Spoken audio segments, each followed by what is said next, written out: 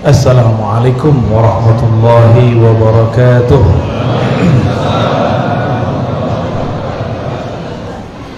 Alhamdulillahi rabbil alamin.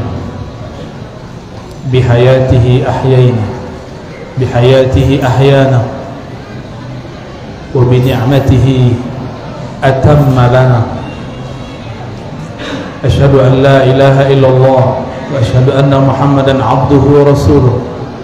Allahumma salli wa sallim wa barik ala sayyidina Muhammad wa ala alihi wa sahbihi wal mahdi khalifatihi wa sallim. Pak Kiai Junaidi yang dimuliakan Allah, para guru, para masyayikh, hadirin hadirat, mari kita bersyukur kepada Allah. Ini negeri diberkahi Allah. Tidak ada negeri di dunia manapun yang bisa menikmati sholawat sebebas negeri ini. Gak ada. Tidak ada dimanapun negeri, hatta di Mekah Madinah sekalipun, hatta di Mesir, yang dapat menikmati ngaji bersama, zikir bersama, melebihi negeri kita ini. Ada Hadramaut, tapi lebih besar kita. Hadramaut itu tidak sebesar Indonesia, kecil. Namun kita Islamnya diwarnai oleh mereka. Alhamdulillah. Barangkali itulah maknanya Al-Iman Yaman. Iman itu Yaman, wal hikmah Yamaniyah.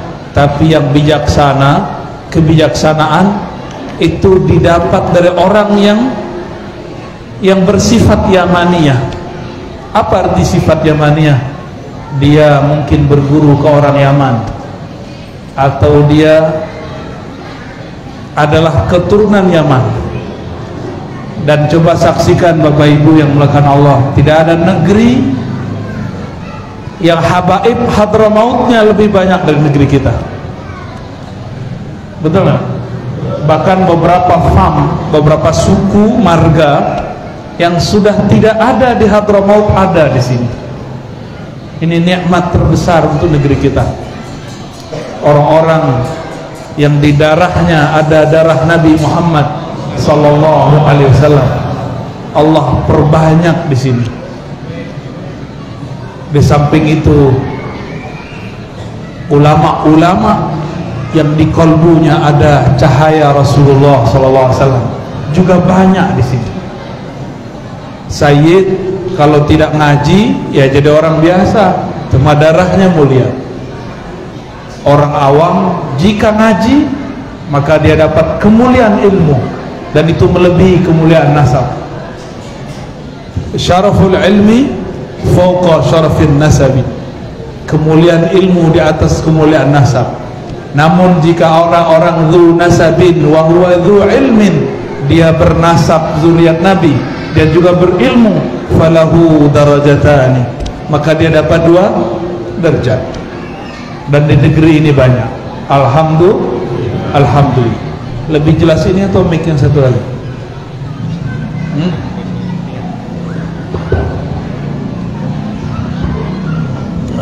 Oke. Tes.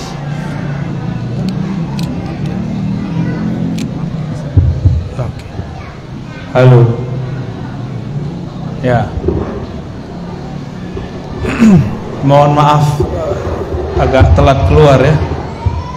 Baru sampai kami dari kampung Melayu asli, bukan kampung Melayu Betawi. Kampung Melayu di Sambas, kampung Melayu di Singkawang. Bahasanya asli, tapi yang mirip Betawi itu Sambas, mirip ya. Ape ya. Cuma apenya beda. Kalau kita mau makan, kata dia, gak usah sopan-sopan, gak usah sopan-sopan. Tahu artinya? Gak usah malu-malu. Alhamdulillah dapat ilmu bahasa kita. Baik.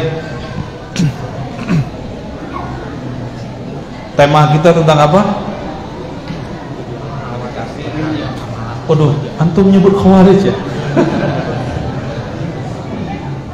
Mungkin tuduhan kelompok ekstrim terhadap Ahlus Sunnah.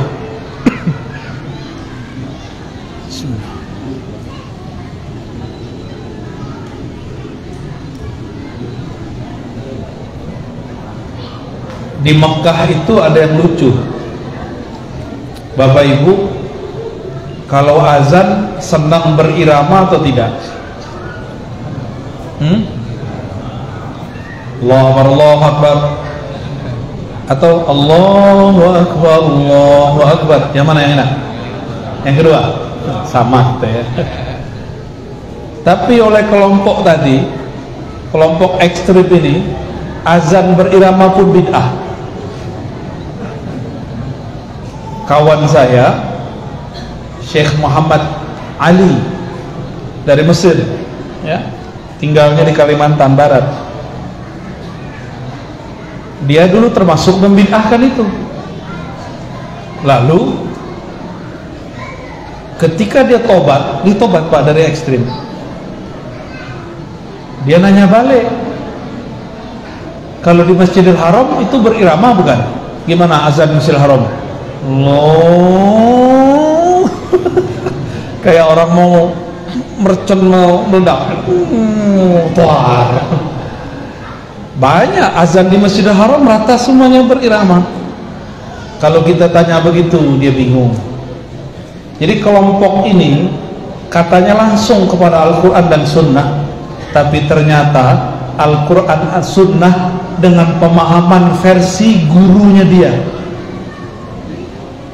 Bahkan mereka sendiri tidak membaca kitab imamnya, seperti Ibnu Taimiyah. Mereka nggak baca juga. Bahkan beberapa muridnya dilarang membaca karya gurunya. Ada satu kitab Ibnu Taimiyah yang dilarang dibaca oleh murid-muridnya, pengikut-pengikutnya. Judul kitabnya Dar'ut Ta'arud Bainal Aqli wan Naql, menolak perbedaan antara akal dan nakal. Nakal itu dalil Quran dan Sunnah disebut nakal, bukan nakal ya. Itu kitab saya punya 5 jilid, versi paling murah. Maklum kita tinggal di Indonesia, cari kitab yang murah-murah, yang penting editingnya bagus ya, tahqiqnya oke. Itu kitab di Saudi ada seorang syekh melarang jamaahnya baca kitab itu. Gimana tuh? Itu imam dia loh.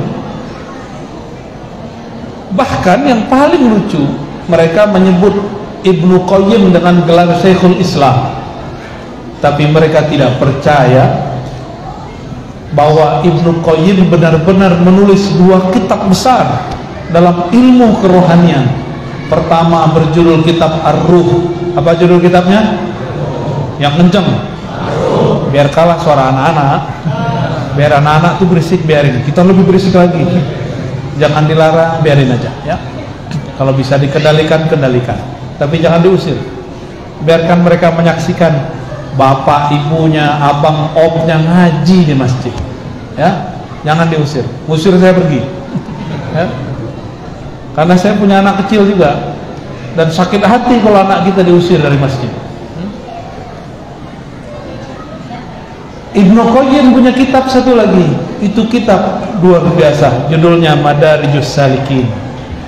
Tahapan-tahapan orang suluk. Apa arti suluk? Orang menempuh jalan thariqat kepada Allah. Gak percaya mereka.